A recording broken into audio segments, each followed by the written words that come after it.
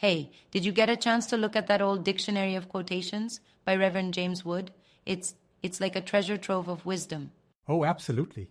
I was amazed at how timeless some of those quotations are. It's incredible, isn't it? Yeah, and you know what's fascinating?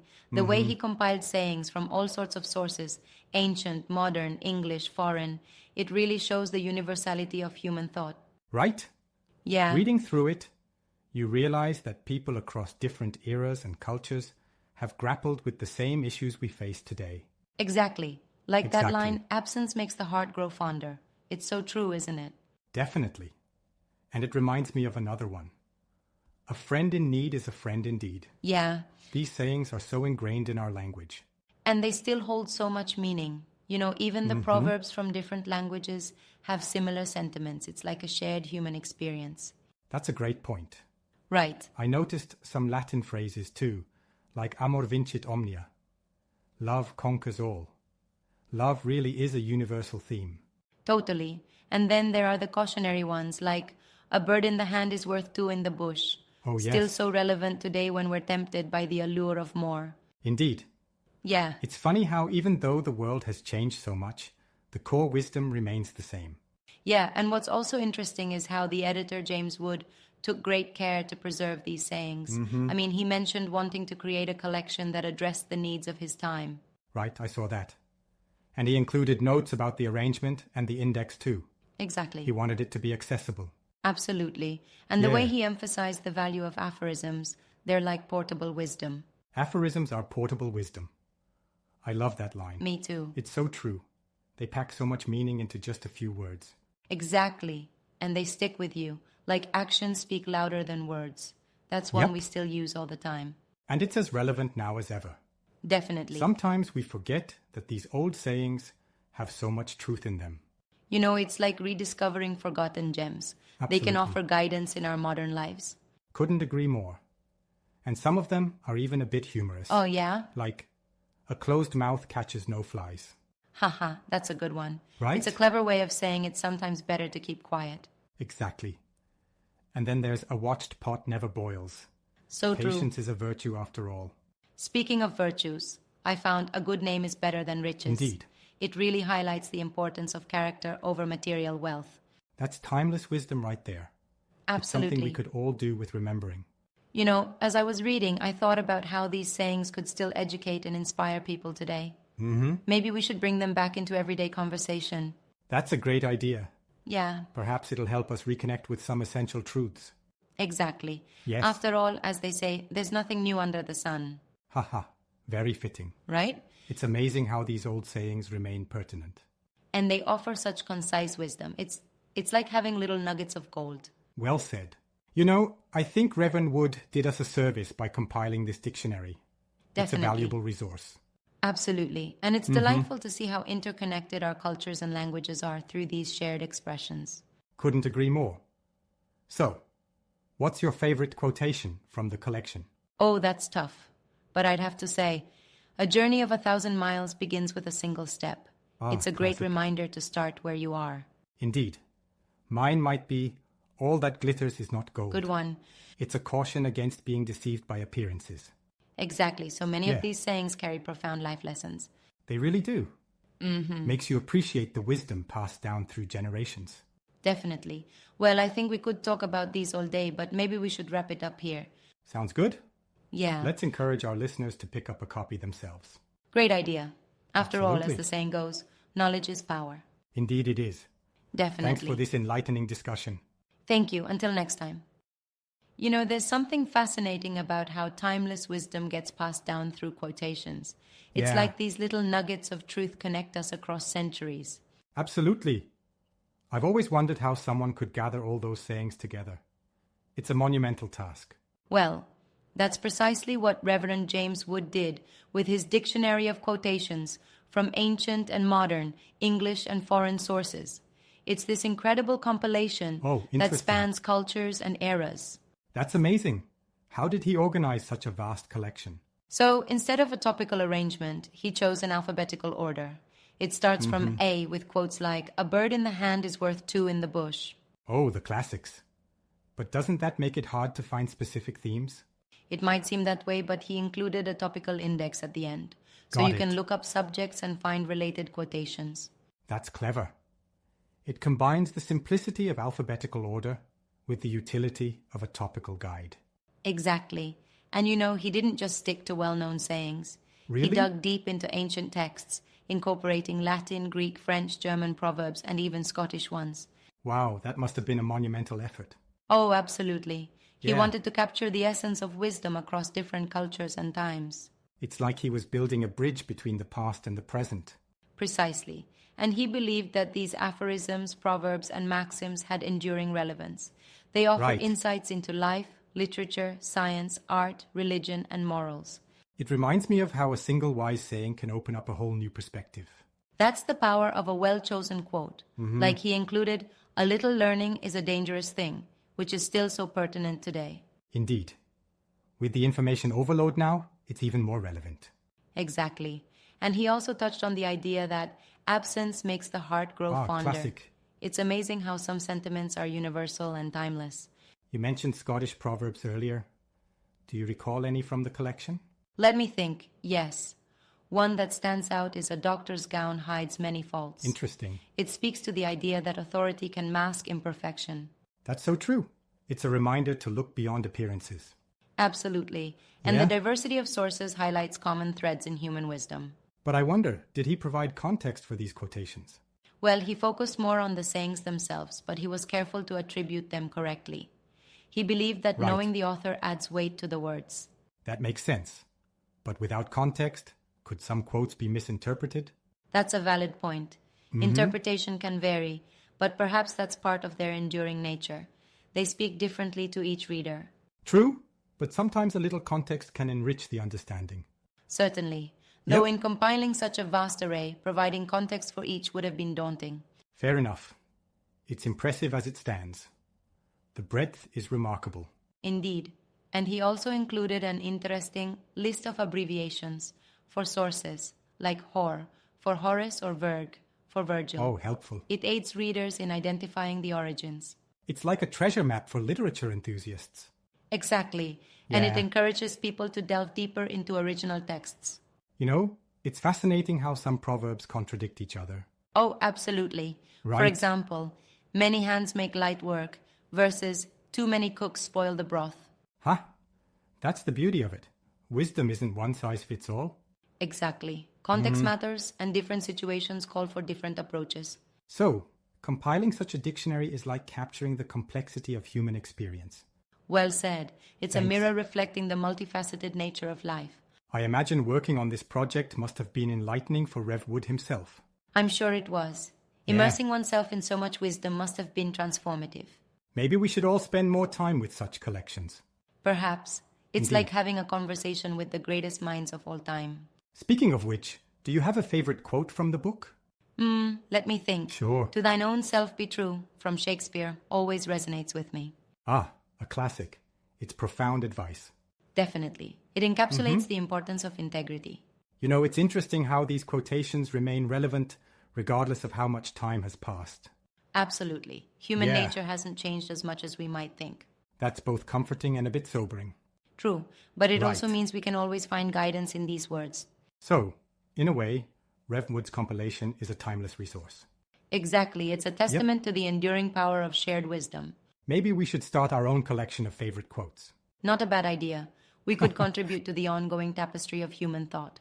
Well, until then, we have Rev Wood's opus to explore. Indeed. Plenty of Yeah. wisdom to keep us inspired. Sometimes I wish there was a way to have all the wisdom of the ages at my fingertips. A place where I could find those insightful sayings that just nail a truth in a few words. Well, isn't that exactly what Reverend James Wood did with his Dictionary of Quotations back in the 1890s? Yes, that's exactly it. He saw that even though there were already many quote collections, there was room Yeah. for one that was more comprehensive and addressed the needs of his time. He wanted to include a wider range of sources, right? Exactly. He aimed Right. to glean materials from a wider area, not just the classic ancient sources, but also modern writings that had, as he put it, wisdom that supremely deserves our regard. So he was focusing on making it more relevant to his contemporaries? Absolutely. He wanted to collect sayings that were pertinent to the modern aspects of life: literature, speculation, science, art, religion, and morals, especially those that had a bearing on the interests of his day. It's interesting that he mentions how even the errors of a wise man are more instructive than the truths of a fool. Yes, that idea that there's value even in the mistakes of the great minds. Exactly. Because retracing their steps can open up whole new areas of understanding. And he talked about how the aphorisms selected were from wise men and meant to edify us, right? Right. And he was careful to include the names of the authors whenever he could, so Of that course. readers would know who felt the burden they express. But he didn't include chapter and verse for quotes from sources other than Shakespeare, I think. Exactly. He felt that the effort and expense weren't worth it, and that the quotations were often self-contained enough to be understood without the context. Makes sense. So he was focusing on aphorisms that were, complete in themselves. Yes, precisely. He chose many that are pointed and concise, Right. and that often suggest more than they express. I suppose that makes them more thought-provoking. Exactly. And he included sayings that are pregnant with meaning, from minds of no ordinary penetration and grasp of thought. But don't you think that by not including the exact references, some readers might find it difficult to follow up or understand the context? That's a fair point. But Right. Wood believed that since the quotes were often independent of context and intelligible on their own, providing exact references wasn't necessary. I see. But in academia, precise sourcing is important. Do you think he might have underestimated the value of that? Perhaps to some extent. But remember, he was aiming for accessibility and True. practicality. He wanted readers to benefit from the wisdom without being bogged down by too many details. That's an interesting approach. So, how did he arrange the quotations? He opted for an alphabetical arrangement based on the initial words. He felt that a topical arrangement would be too cumbersome and lead to unnecessary repetition. But then, wouldn't it be hard to find quotes on a specific topic? Well, he addressed that by including a topical index at the end, though he mentions it's limited to subjects that are significant and not already in the alphabetical order. So proverbs and mottos weren't included in the index? Exactly, because it would have made the index unwieldy and almost double the size of the book. I see. It's impressive how he balanced comprehensiveness with manageability. Indeed, he Yeah. wanted to give readers enough to digest without overwhelming them. And although he could have made the collection larger, he was selective to ensure quality over quantity. And he spent more than 3 years compiling it, right? Yes, it was a labor of love for him. Absolutely. He hoped that people would judge the book on its merits and appreciate it as neither superfluous nor unserviceable. Well, considering it's still being read today, I'd say he succeeded. Definitely. It stands as a valuable resource for those seeking wisdom from across the ages. And the inclusion of foreign languages and cultures makes it even richer. Speaking of which, I noticed there's a list of abbreviations for various languages and sources. Yes, that's right.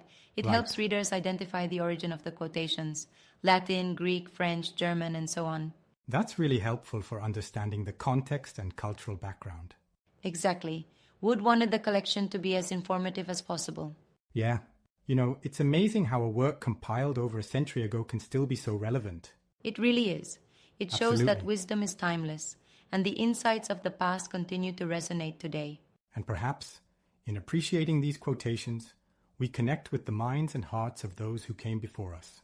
Exactly. It's a bridge across time, allowing us to share in the thoughts and experiences of humanity through the ages. Well said. So, diving into Wood's collection is like engaging in a conversation with the wise of all eras.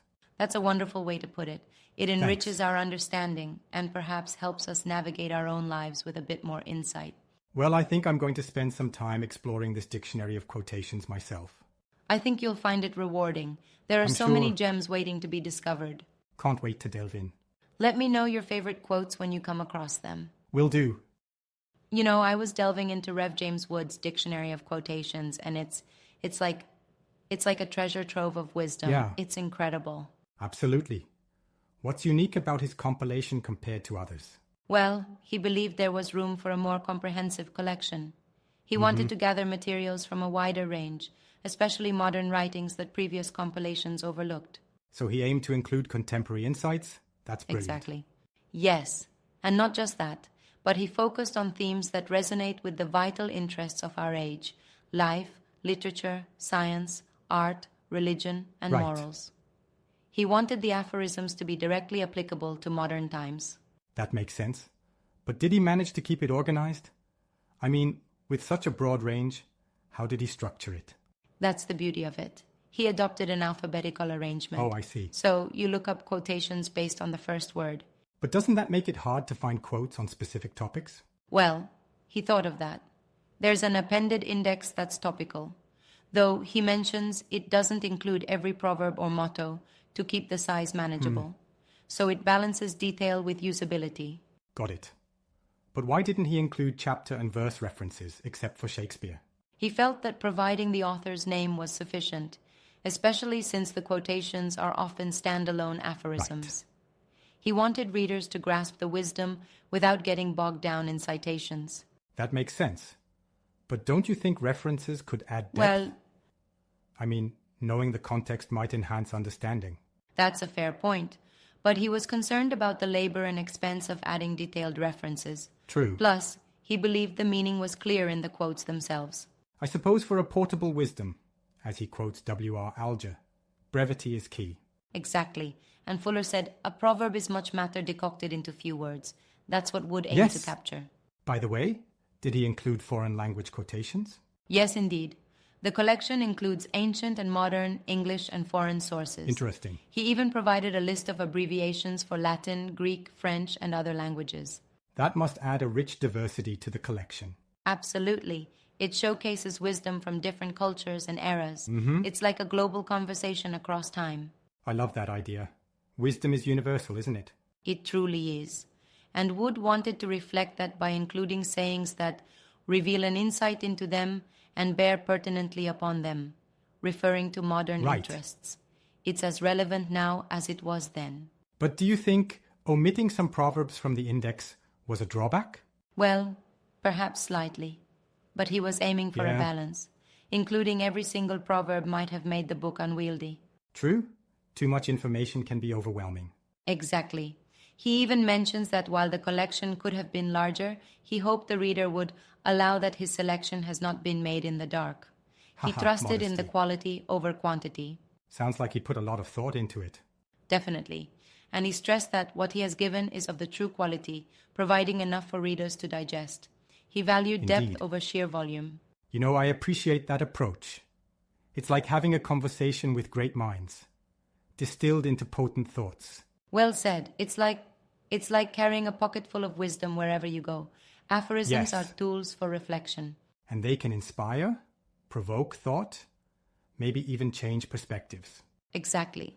And by not overloading the reader, Wood ensured that each quote could be pondered and absorbed, quality Right. over quantity. So in the end, his dictionary of quotations serves as a gateway to timeless wisdom? Absolutely. It's a bridge connecting us to the thoughts and insights of thinkers across ages and cultures. It's invaluable. I'm definitely going to spend more time with this collection. You should. It's like opening doors to new ideas with every page, a true Yeah. testament to the power of words. Thanks for sharing this. It's been enlightening. Anytime. After all, as they say, a good quotation is a very precious thing. Indeed. Let's keep exploring. Looking forward to the next intellectual adventure. You know, I've been poring over this incredible dictionary of quotations by Reverend James Wood, and it's Really? astonishing how relevant it still is today. Oh yeah? What makes it stand out to you? Well, it's like a vast tapestry of wisdom, weaving together thoughts from ancient philosophers to modern thinkers. That's intriguing. Does it focus on any specific themes? Absolutely. It covers everything from life's big questions to everyday morals. I Right. mean, he includes proverbs, maxims, and sayings that touch on art, science, religion, you name it. Sounds comprehensive. How did he organize all that content? So he chose an alphabetical arrangement starting from A Okay. and going all the way through. But what's neat is that he includes an index to help navigate the topics. That's clever. But wouldn't a thematic arrangement make more sense? You might think so, but he explains that a topical method would have been too cumbersome. Plus, see. the alphabetical setup makes it surprisingly easy to find specific quotes. Interesting. So, did he include references for the quotations? Well, that's one area he intentionally limited. Oh? He decided not to provide detailed citations like chapter and verse because it would have made the book unwieldy. But doesn't that make it harder to verify sources? True, but his focus was on the accessibility of wisdom rather than academic referencing. Ah, He wanted readers to engage with the ideas directly. I guess that makes sense. It keeps the flow brisk. Exactly. And he emphasizes that many of the quotations are aphoristic, short, impactful, and often profound. Yeah. They're like nuggets of insight that stand on their own. Can you give me an example?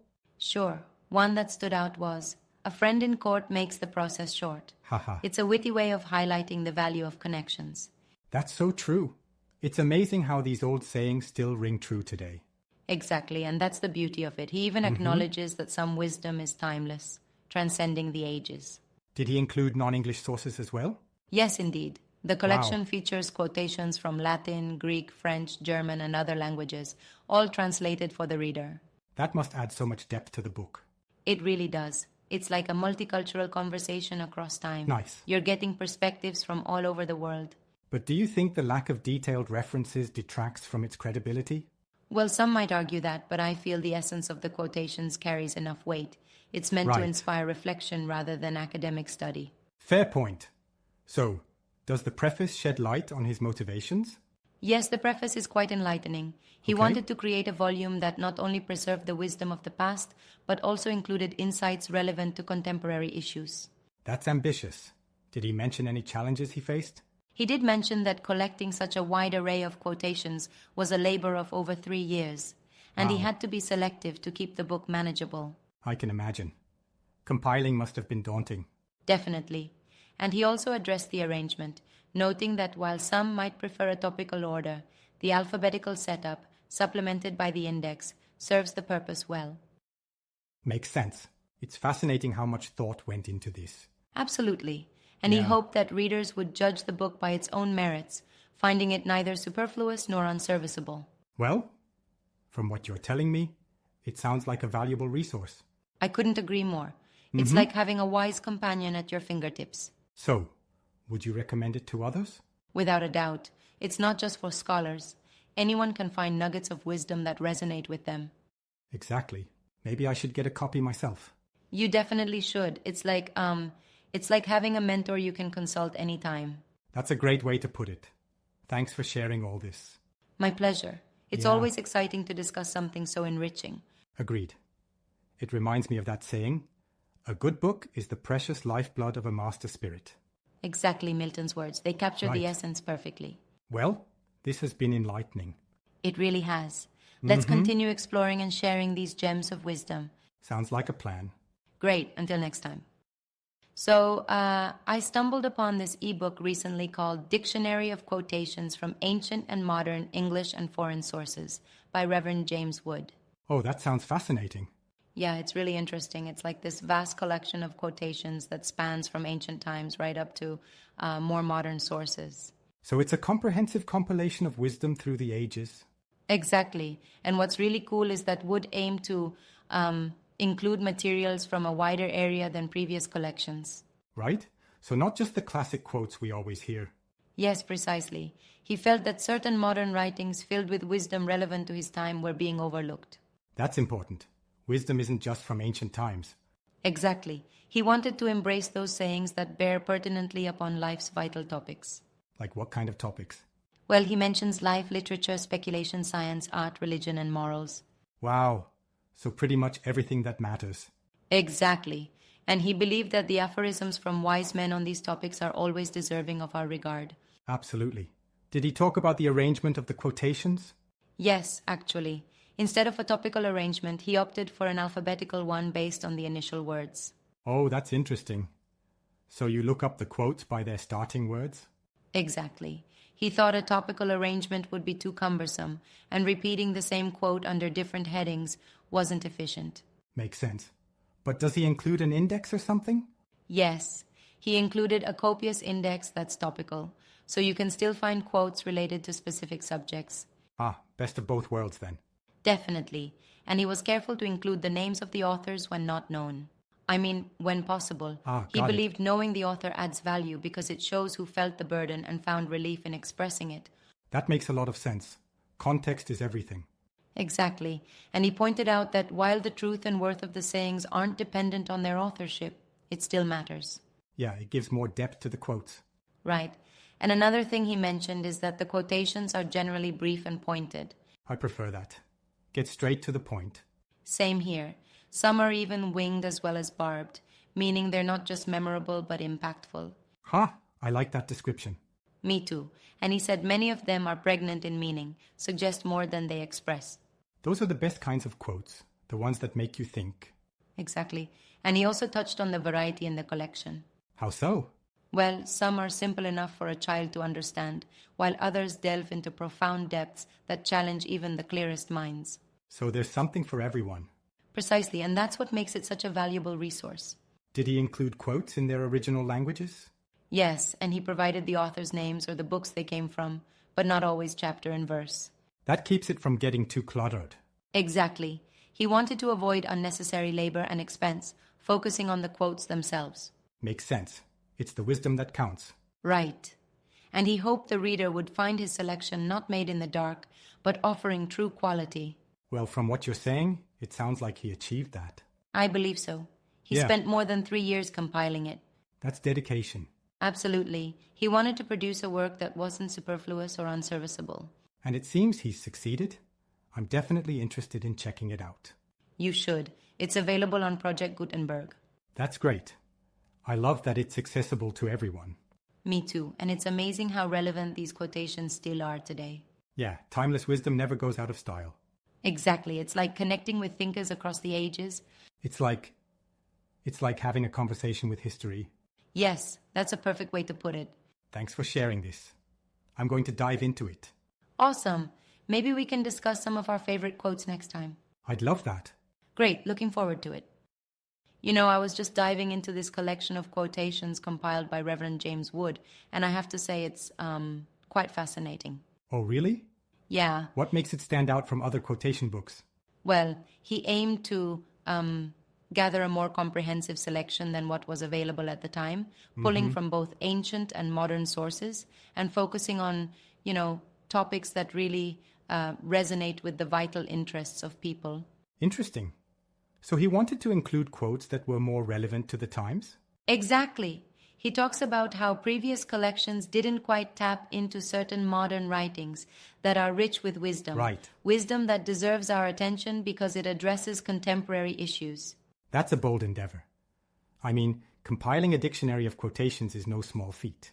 Absolutely. And he didn't just randomly collect sayings. He was very deliberate in selecting aphorisms that are, brief, pointed, and often laden with deeper meaning. They sometimes suggest more than they express. Kind of like pearls of wisdom that provoke thought beyond their words? Exactly. And he mentions that even when we might disagree with a quote, it's still edifying because it offers a perspective that challenges us. It's like engaging in a conversation with the great minds of the past and present.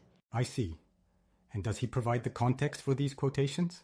Well, that's an interesting point.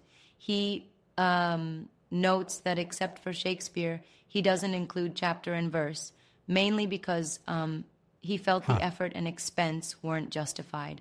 But he does provide the names of the authors or the books they're from. But don't you think omitting the full references might make it harder for readers to find the original context? That's a fair point. Yeah. But he seems to believe that the quotations are sufficiently self-contained and that including too much detail might be unnecessary. Plus, he notes that the expense and effort to include all that might outweigh the benefits. I suppose. But for someone who wants to delve deeper, it could be a limitation. True, but perhaps his focus was on making the wisdom accessible and easily digestible. Maybe he expected that those who are inclined to explore further would have the means to do so through the authors' names. That makes sense. Sometimes too much context can dilute the impact of a powerful statement. Precisely, and he wanted the collection to be useful, like a treasure trove of wisdom that people can dip into for guidance, inspiration, or even comfort. That's really valuable. In today's fast-paced world, having access to distilled nuggets of wisdom is like having a compass. Couldn't agree more. And he also discusses the arrangement of the book. He chose an alphabetical order rather than a topical one, which might seem less intuitive, but he provides an index for topics to help readers navigate. So it's organized like a dictionary of quotations, literally? Exactly. And I think that approach allows for serendipitous discoveries. You might be looking up one thing and stumble upon something entirely unexpected, yet profoundly relevant. Yeah, that's a good point. Sometimes the best insights come when we're not actively seeking them. Right. And he mentions that while the collection could have been larger, he had access to an abundance of material. He aimed for quality over quantity. It's, like he says, if the quality is good, the quantity is less important. Quality over quantity, a principle that applies to so many areas of life. Exactly. And, as I read through some of the entries, I was struck by the timelessness of many of these quotations. They address human nature, morality, wisdom, things that are perpetually relevant. It's amazing how words from centuries ago can still resonate today. Absolutely. And perhaps that's the power of capturing thoughts that reflect deep truths about the human condition. They endure because they speak to something fundamental within us. It reminds me of how, despite all our advancements, some aspects of life remain constant. Love, fear, ambition. We grapple with the same emotions as those before us. Exactly. And these quotations act as a bridge across time, connecting us with the wisdom and experiences of those who came before us. It's quite profound when you think about it. Indeed. So, do you think such collections are still relevant in our modern age? Oh, definitely. In fact, perhaps even more so. With the overwhelming amount of information today, having a curated selection of distilled wisdom is invaluable. It's like having a mentor in book form. That's a great way to put it. And I suppose it also encourages us to reflect more deeply, rather than just skimming the surface. Exactly. And reflection is so important.